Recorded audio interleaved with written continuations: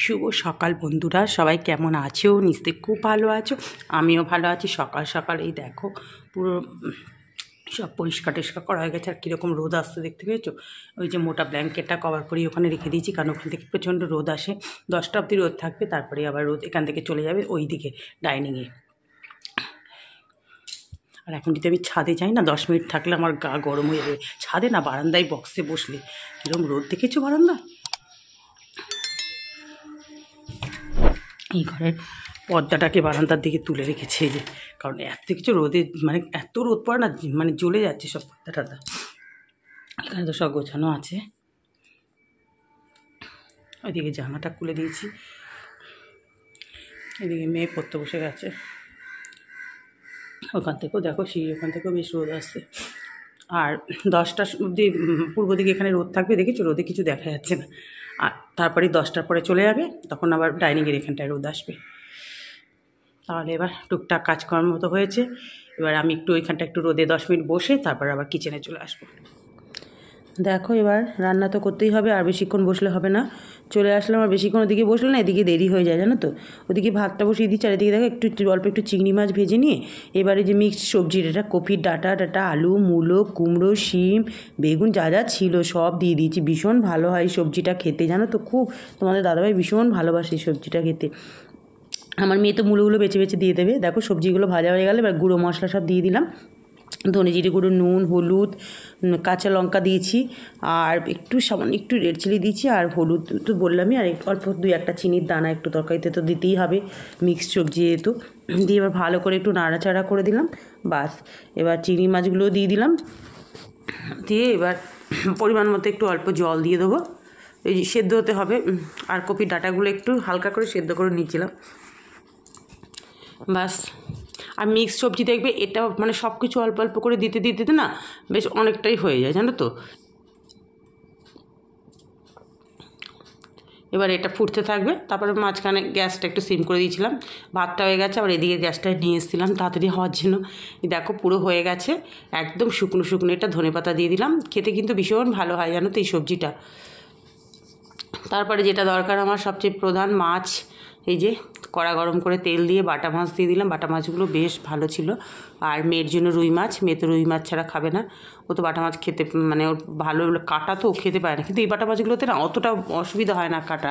আমি আগে খেতাম না, এখন এই বাটা মাছগুলো খাচ্ছি, বেশ ভালো বাটা মাছগুলো, খুব টেস্ট মাছগুলো। আর এই বাটা মাছের জন্য ঝোলটা খেতে খুব ভালো হয়।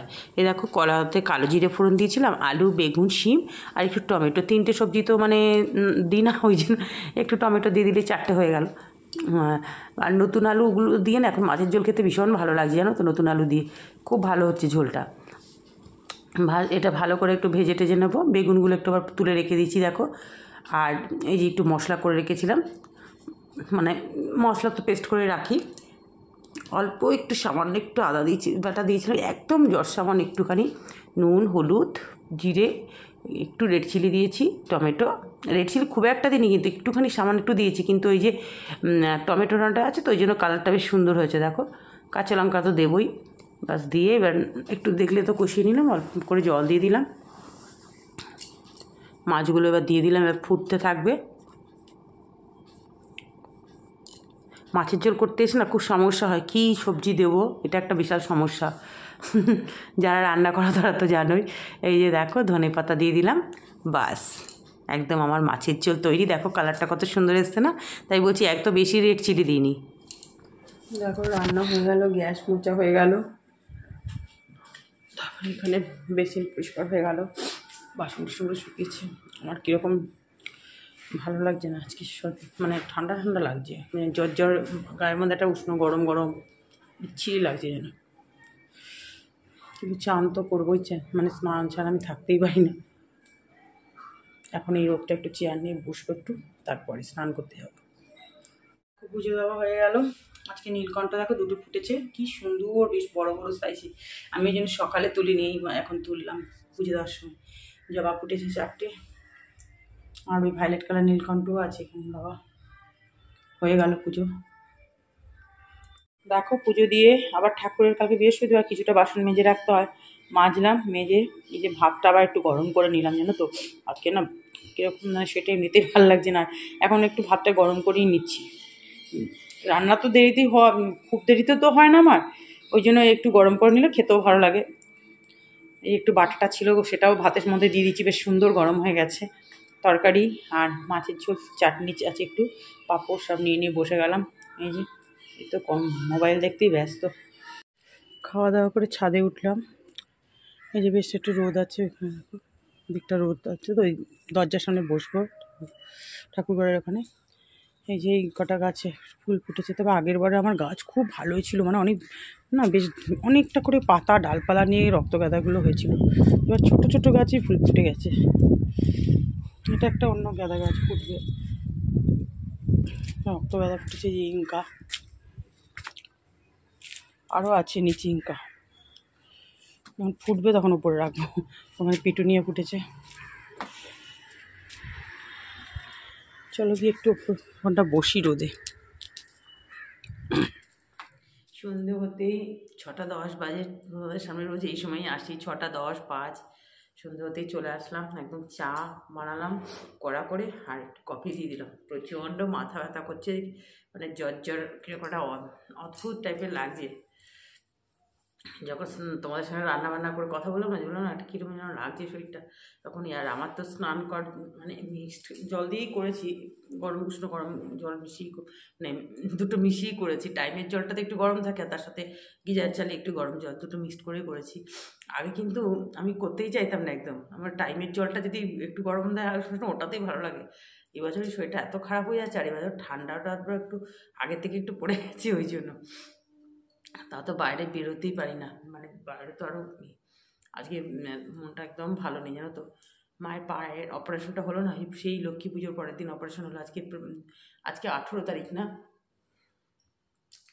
হ্যাঁ, আজকে কত, 18 তারিখ, 2 মাস হয়ে, 17 তারিখ সাথে 2 মাস হয়ে গেছে, 17 তারিখে 2 মাস হয়ে গেল। কোথায় এখন একটু হাঁটবে উল্টো, আর পায়ের একদম গোড়ালির ওখান থেকে যেন অনেকগুলো তো প্লেট স্ক্রু এসে বসেছে, তো স্ক্রুটা লাস্ট যেখানে ওখানটা থেকে ব্লিডিং হচ্ছে, জানো। আজকে তো ডাক্তারের কাছে নিয়ে এসছে, প্রাইভেটে, যে ডাক্তার অপারেশন করছে তার কাছে প্রাইভেটে নিয়ে আসা হয়েছে। বলেছে কালকে ইমিডিয়েটলি অপারেশন করতে হবে। মনটা সেদিকে এত খারাপ হয়ে আছে, মানুষটা এত কষ্ট পাচ্ছে, কি বলবো। কোথায় এখন একটু ঘর থেকে হাঁটবে, করবে, আর পারে 2.5 মাস পুরো বিছনা একদম। যে মানুষ এত কাজ করেছে, এত করেছে, তাকে একদম পুরো বিছানায়, মানে খুব, মানে এত খারাপ লাগছে না দুপুর থেকে, আরও মাথাটা আমার, মানে ভাল লাগছে না মনটা একদম। আর একটু চাটা খাবো, কালকে আবার বৃহস্পতিবার, নিরামিষ রান্নাবান্না তো থাকেই, একটু কুটে রাখলে আমার সুবিধা হয়। কুটে তো রাখতেই হবে না, সকালবেলা তোমাদের দাদাকে যেটা সেটা তো কুটে রাখতে হবে। দেখা যাক এখন কী হয়, ভালো লাগছে না একদম। কালকে মানে ওই যে জায়গাটাই হয়েছে, ওই জায়গাটাই একটা হবে, অপারেশনটা হবে। মেয়ের জন্য একটু নুডলস বসিয়ে এসেছি, সেদ্ধ খায়, মানে সন্ধ্যেবেলা হলে সেদ্ধই একটু দিয়ে দেবে, ওটা একটু বয়েল করে ওই মশলাটার থেকে অল্প একটু মশলা দিয়ে দিই। চাটা বেশ ভালো লাগে, একটু কফি মিশিয়ে দিয়েছি তো ভালো হয়েছে বেশ। আমার না বেশি এত চা ভালো লাগে, বেশ এরকম অল্প হবে, ঘন বেশ হবে, সব কিছু লিকার সমান থাকবে, মিষ্টি অল্প খাই আমি। তাহলে চলো আবার পরে আসবো। বন্ধুরাই দেখো, এখন বাজে 11:15, চলে আসলাম বেডরুমে। এতক্ষণ টার্গেল করছিলাম, আমার তো এটা রোজকার ডিউটি হয়ে গেছে। আজকে একটু বেশি পেন হচ্ছিল দাঁতে, ভাবলাম কি শীতটা একটু কমুক, তারপর দাঁতের ব্যবস্থাটা করতে হবে।